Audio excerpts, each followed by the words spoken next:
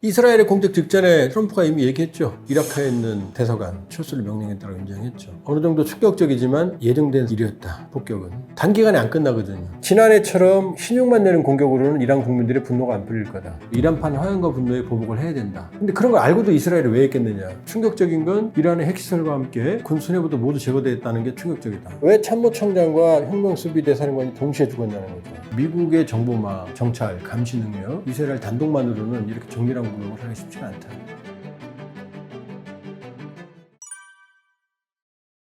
네, 안녕하세요. 머니인사이드 시청자 여러분, 조한범이고요. 통일연구원 석좌연구위원, 그리고 역시 세계적인 북한 전문 유튜브 대동강TV를 운영하고 있습니다. 많은 성원 부탁드립니다.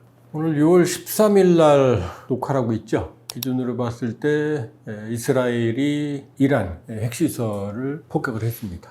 이게 무슨 얘기냐면은 지금 전 세계적으로 핵 보유국은 미국, 영국, 프랑스, 중국, 러시아, 니콜 웨펀 스테이트 5개 국가가 핵을 가지고 있고 국제법적으로도 용인을 받고 있죠. 이 사람들이 안보리 상임이사국 유엔 5개 이 국가들이 있고, 이 외에 불법적으로, 그러니까 비공식적으로 핵무기를 가진 나라들이 있습니다. 인도, 파키스탄, 그 다음에 이스라엘, 북한이거든요. 이 국가들은 국제법적으로 인정을 못 받지만 실질적으로 핵무기를 가지고 있죠. 근데 중동에서는 유일하게 이스라엘이 가지고 있거든요. 근데 이스라엘은 중동의 이슬람 국가에 둘러싸여 있기 때문에 항상 생존의 위협을 느낍니다. 따라서 여러 차례 중동 전쟁을 했고, 최후의 수단으로서 핵무기 보유의 필요성을 이미 오래전부터 가지고 있었고, 사실상 핵무기를 가지고 있습니다. 실제 중동전에서 골란고원 전투에서 절박함에 이르렀을 때, 시리아 탱크 부대에 밀리고 있을 때 실제 핵무기 사용까지 검토를 했었어요. 핵무기를 전투기에 장착을 해서. 그러나 이제 마지막에 골란고원 전투에서 이스라엘 탱크 부대가 분전을 하는 바람에 핵무기 사용은 이루어지지 않았거든요. 그러니까 이스라엘의 최후의 보루가 핵무기라고 할 수 있거든요. 여러 차례 중동 전쟁에도 불구하고, 압도적인 인구와 전력에도 불구하고 이슬람권이 이스라엘에 매번 패배하니까 이슬람권의 소원은 핵무기를 가지는 거였습니다. 그래서 이라크가 시도를 했었고 시리아가 시도를 했었거든요. 그러나 두 체제 모두 이스라엘의 선제 공격으로, 폭격으로 핵시설을 완전히 파괴당한 사례가 있거든요. 이 상황에서 아랍의 이 중동의 맹주를 꿈꾸는 이란이 핵무기 개발을 시도하고 있었어요. 먼저 이제 조금 지형을 살펴드리면, 이란만, 거의 사실상 이란만이라고 할 수는 없지만 중동의 맹주를 노리는 국가가 두 국가인데, 하나는 사우디아라비아, 하나는 이란인데 둘이 민족이 달라요. 사우디아라비아는 아랍 인종이고 대다수를 차지하는, 특이하게 이란은 페르시아 인종입니다. 그러니까 인종이 다릅니다. 그리고 사우디아라비아는 이슬람교의 대부분을 차지하는 수니파, 80~90%를 차지하는, 그리고 이란은 시아파, 정통파를 자처하는, 그러니까 마호메트의 후계 구도가 순수 혈통으로 가야 된다라는 게 이 시아파고, 그렇지 않고 일반으로 갈 수 있다는 게 수니파거든요. 그런데 마호메트의 이 후계를 둘러싸고 이 수니파가 마호메트의 직계를 학살을 합니다. 시해를 합니다. 이러면서 그 둘이 이제 그때부터 극단적인 증오의 대립으로 가는데, 이게 종교적인 배경, 인종적 배경이고요. 사우디도 핵 개발의 유혹을 떨치지 못해서 항상 그런 어떤 미련을 가진 듯한 어떤 그런 흐름이 나오는데, 실제 이라크, 시리아에 이어서 세 번째 실질적인 핵무장을 시도한 게 이란입니다. 이란은 현재 핵무기는 없고요. 핵무기를 만들려고 그러면은 핵물질이 필요한데 두 종류가 필요합니다. 하나는 원자로를 중심으로 이 선행 핵 연료주기, 그 다음에 후행 핵 연료주기 두 개로 나누는데, 원자로에 쓰는 연료봉을 만들기 위해서는 우라늄 235가 필요하고, 우라늄 235는 자연계에는 0.7%밖에 안 들어 있습니다. 그러니까 이걸 0.5% 수준, 0.3에서 0.5% 수준까지 농축을 시키면 원자로에 들어가는 연료봉이 되거든요. 이게 저농축입니다. 평화적인 거죠. 근데 문제는 얘를 고농축, 90% 이상으로 농축시키면 이게 히로시마에 떨어졌던 리틀보이, 고농축 우라늄탄이 됩니다.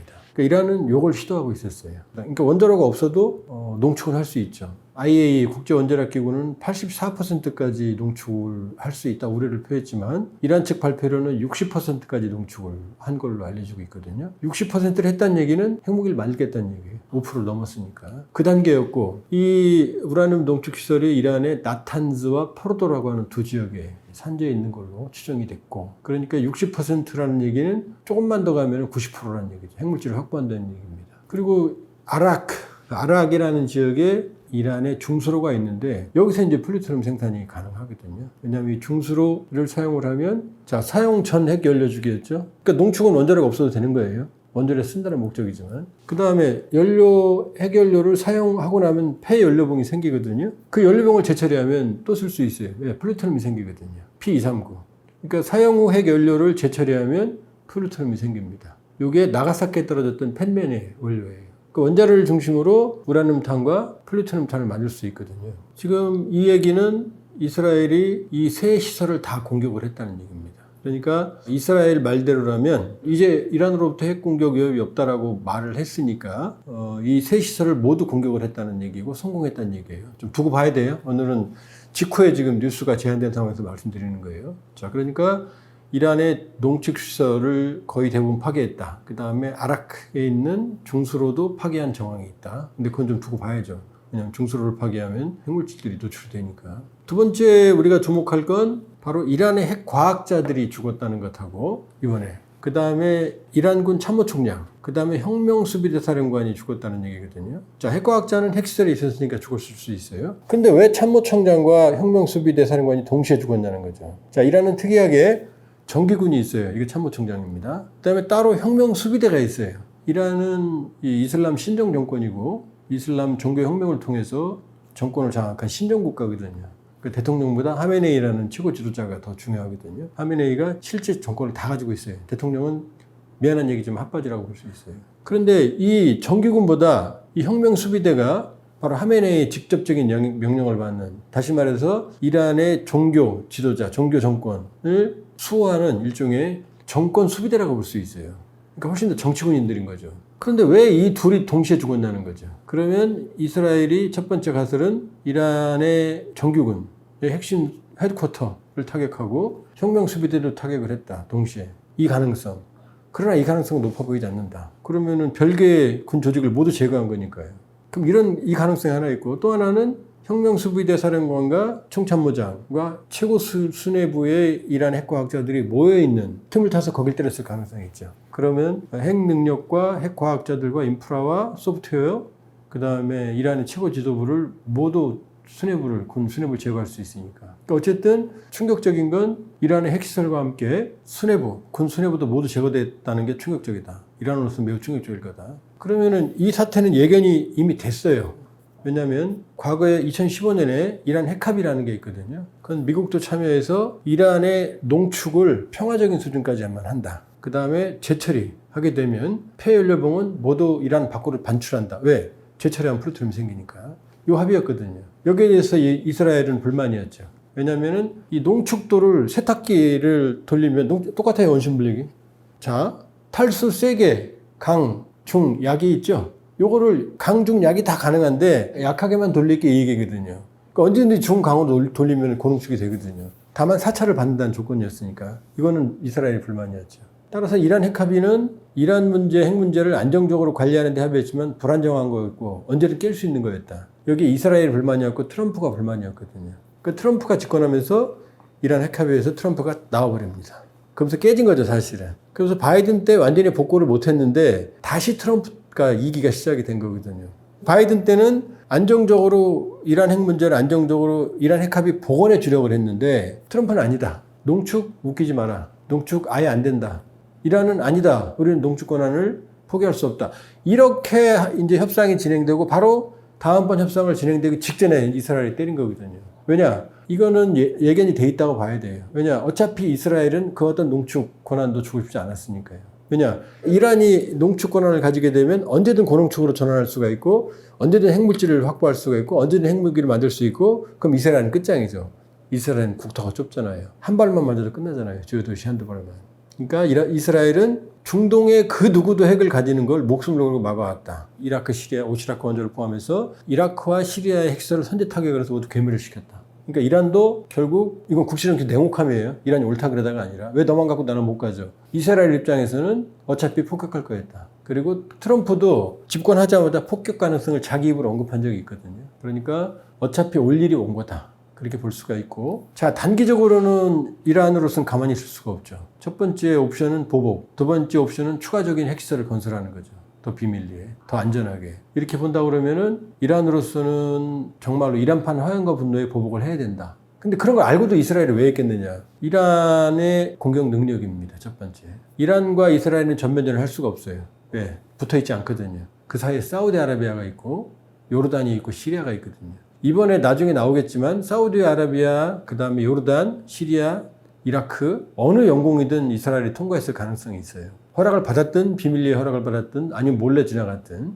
그러니까 이스라엘을 공격하기 위해서는 양쪽 다 항공력에 의존할 수밖에 없다. 미사일이나. 그렇게 봤을 때 2024년 지난해 시리아에 있는 이란 대사관을 이스라엘이 폭격했죠. 그래서 여기서 헤즈볼라와 이란 혁명수비대의 주요 지휘관을 모두 제거하니까 이란이 보복을 했거든요. 대규모 미사일과 드론으로. 이스라엘은 아무런 피해를 못 입었어요.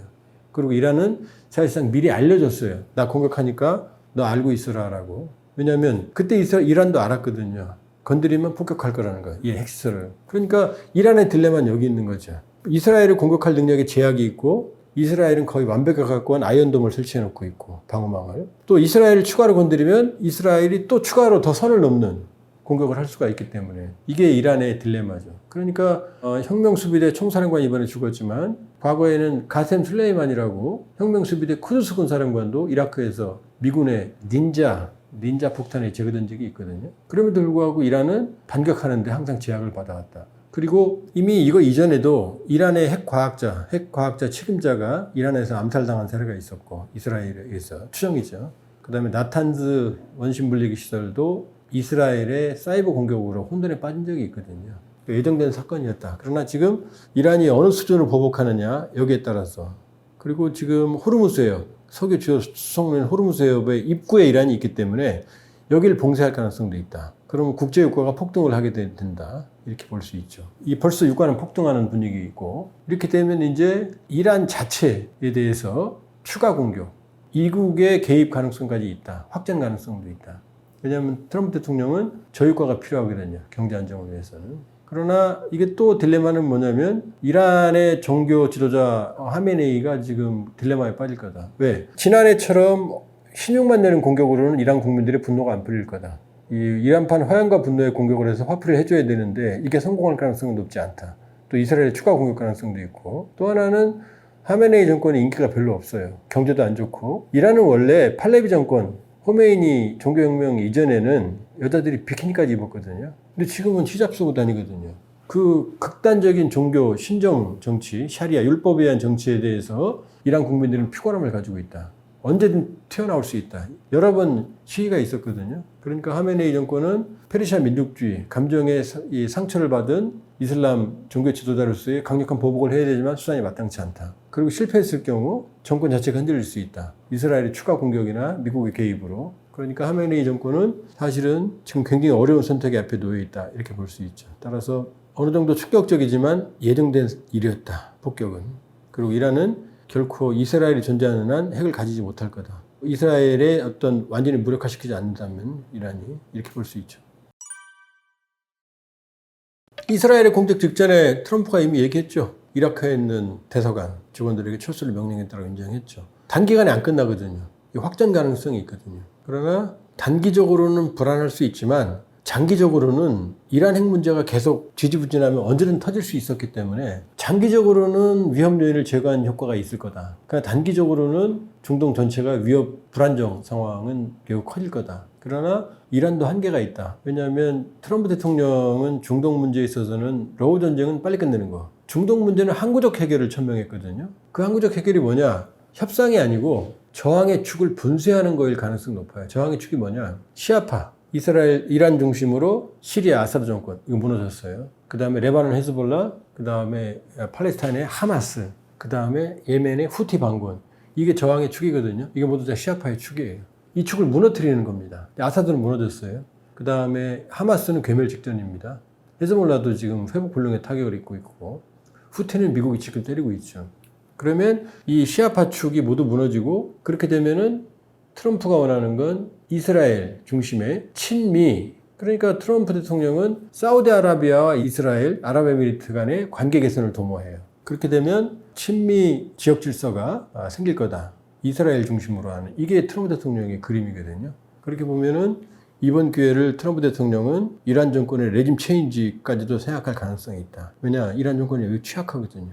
그렇게 보면은 이게 시작일지 아니면 확전일지, 하메네이 통치 체제가, 이란의 그 신정 체제가 무너질지 강화될지 갈림길에 놓여 있다, 이렇게 볼 수 있고요. 그러나 결과적으로 이스라엘이 저런 무리수를 둔 것도 좀 보이지만 이란의 약점을 파고들었을 가능성이 있다. 이란으로서는 상당히 어려운 선택에 직면해 있다.